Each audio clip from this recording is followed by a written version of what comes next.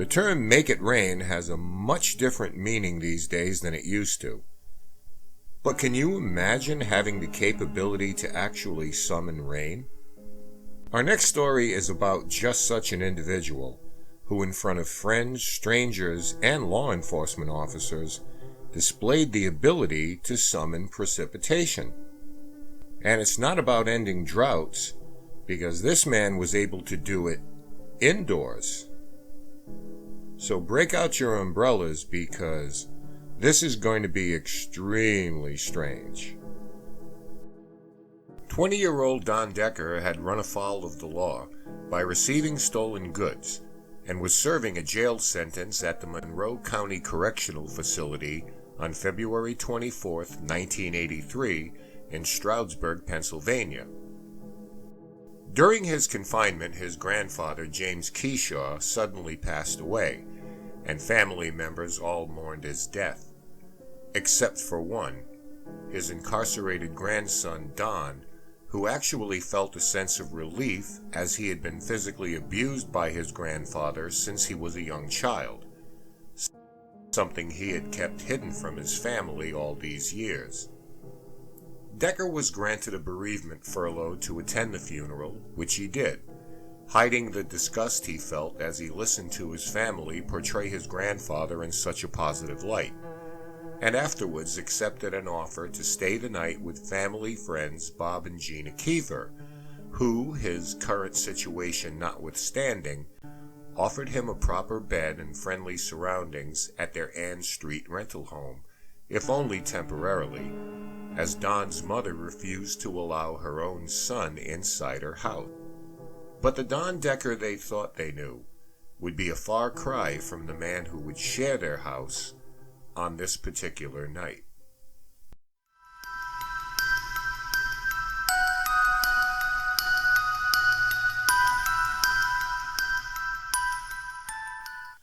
On the very first night of his stay, Don began to sense that something wasn't quite right, as first a cold chill gripped him, after which he was propelled into a trance-like state.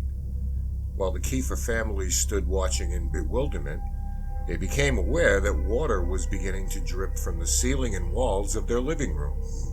As the liquid continued to discharge, Bob Kiefer immediately contacted their landlord, Ron Van Wy, to come to the house to determine what the issue was, thinking perhaps a water pipe had burst. When Van Wy arrived to survey the scene, he seemed equally puzzled, as he knew of no pipes that ran along the ceiling or walls of the room. The situation worsened as the water now began to emerge from the floor and expel upwards.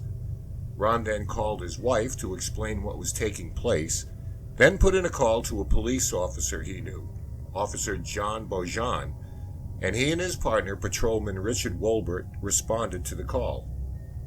Upon entering the house, Patrolman Wolbert was quickly drenched with the watery drizzle that was now emerging freely from its yet-to-be-determined source. Wolbert claimed in his official report that they were standing just inside the front door when he saw a single droplet of water move horizontally and pass between he and another person and then into the next room. Wolbert felt a chill run down his spine and the hair on the back of his neck stand up. The officer was completely unnerved by what was taking place, and neither policeman was remotely able to grasp the situation or come up with a rational explanation.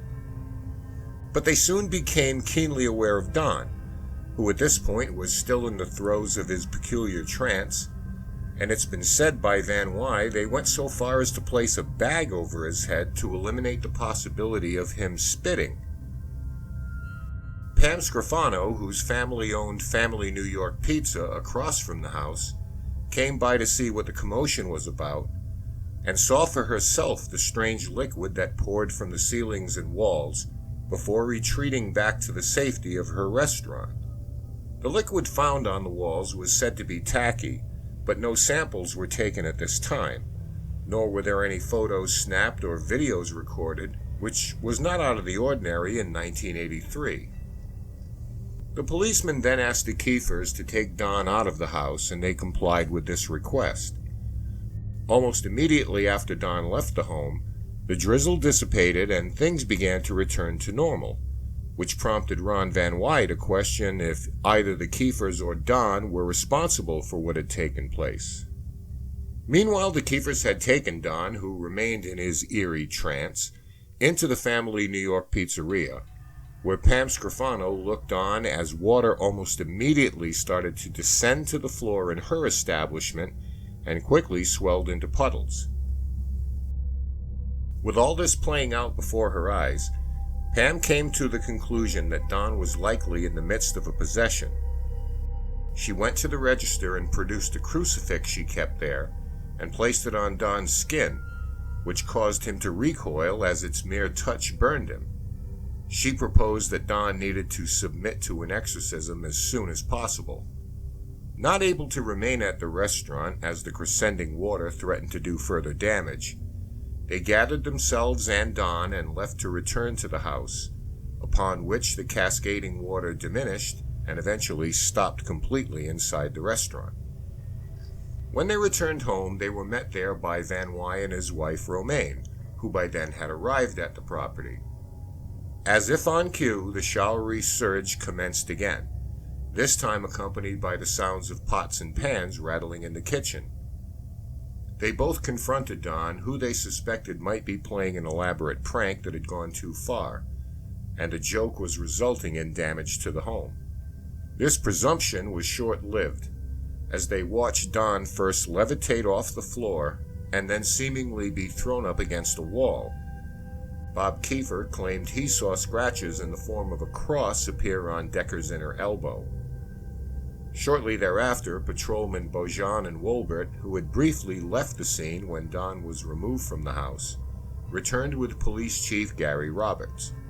Roberts, only 3 months into the job, concluded this was a simple matter of faulty plumbing and told the officers there was no cause for them to investigate the issue any further. And with that, all the officers left the property as the precipitation continued to fall. Still spellbound by what had occurred the previous night, 2 other officers, Patrolman William Davies and Lieutenant John Rundle, ignored the chief's orders and accompanied Beaujean back to the house the following day to check on the occupants. They were somewhat baffled yet relieved that everything on the surface seemed normal, until Lieutenant Davies performed a test in which he placed a gold cross in Decker's hands. Don claimed the cross was burning him, so Davies removed it and felt the cross had become somehow heated during this experiment. The officers then looked on in shock as Don again began to levitate and again was thrown against a wall. They also noticed 3 scratch marks had mysteriously appeared on his neck. Van Wy, who was also present at the time, came then to believe that Don was actually not responsible for what was happening and was likely being compelled and controlled by an unseen force. 2 more days passed with Van Wy reaching out to every member of the clergy he could in Stroudsburg in an effort to help Don spiritually, but was turned down by all until Pastor Justina Hall of Philadelphia agreed to come to the home.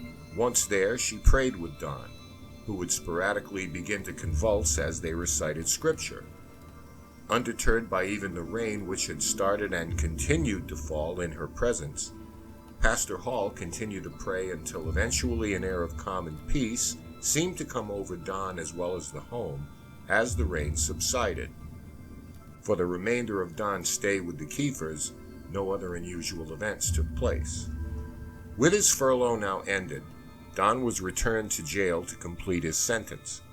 Once inside his cell, he couldn't help wonder if it were possible for him to control the rains that had seemingly manifested themselves during his furlough. As such thoughts consumed his mind, water indeed began to drip from the ceiling and walls of his cell. A guard making his rounds happened by and saw what was taking place. He immediately thought he stumbled upon an emergency plumbing issue, but Decker assured him that it was he who was making it rain, and the skeptical guard sarcastically challenged him to make it rain inside the warden's office, which, according to the guard, happened on cue. The guard then quickly ran to the office of his superior, Supervisor Dave Keenhold, who was working the 3 to 11 shift in the warden's office when the frightened corrections officer reportedly watched water move up the walls and travel sideways inside Decker's cell. Keenhold barely knew who Decker was or what had transpired on his furlough, so this claim was met with no small amount of skepticism. That is, until the guard asked Keenhold to look at his own shirt, where a wet spot had formed in the center of his sternum, which Keenhold described as being around 4 inches by 2 inches in size. Seeing this now unnerved Keenhold as much as it had the guard, because there was no explanation of how this could have happened. At that point, Keenhold describes a small ball about the size of a pencil eraser traveling around the corner, striking him in the chest, and simply bouncing off of him. Now it was he who came to believe that something unnatural and malevolent was occurring, and called upon his friend, Reverend William Blackburn, to meet with Decker to look into the situation. After hearing Don's story from start to finish, Blackburn became certain Decker was making the whole thing up, and told him so in no uncertain terms. This made Don quite annoyed, and as the anger swelled inside of him, the cell was suddenly filled with a horrible stench that resembled what some witnesses described as the smell of death. Then the misty rain reappeared once again. The stunned Reverend labeled it as the devil's rain. Now believing what was transpiring was all quite authentic, Blackburn sat with Decker and prayed with him for hours, until finally the precipitation stopped and a drained and emotional Don Decker broke down in tears. To his relief, the phenomena would not return, and Don was hopeful that it never would again. He came to believe all of it was the work of his hated grandfather, who had returned from his grave to abuse him once again. There was an alternate explanation for these events, put forth in 2013 by New Zealand researcher Robert Bartholomew, who claimed the condensation in the house could have been the result of something called ice damming, which usually occurs after a snowfall, when fluctuating temperatures during the day and at night cause melting and then refreezing on a rooftop. The ice formed will then trap water under its surface that will seep into the building as the ice thaws. There was an 18-inch snowfall in Stroudsburg just prior to Don's arrival in town, and Bartholomew feels this explanation is sufficient in dismissing claims of supernatural phenomena. He further suggests that Don's stress in returning home to the funeral of a man he despised was enough to trigger his catatonic states, or perhaps lead him to perpetrate a hoax. What Bartholomew cannot explain is the presence of rain in other locations like the pizzeria or the jail cell that were witnessed by independent sources, or the levitation seen and reported by those same sources, which included policemen not eager to damage their careers in any way by making such outlandish claims. A year after bearing his soul and pledging to walk a straight line on the Paranormal Witness episode, Don Decker did himself and his credibility little good when he was arrested on charges of arson in October of 2012, when he conspired with the owner of a restaurant in Tobiana, Pennsylvania, to burn the establishment down in an insurance scam.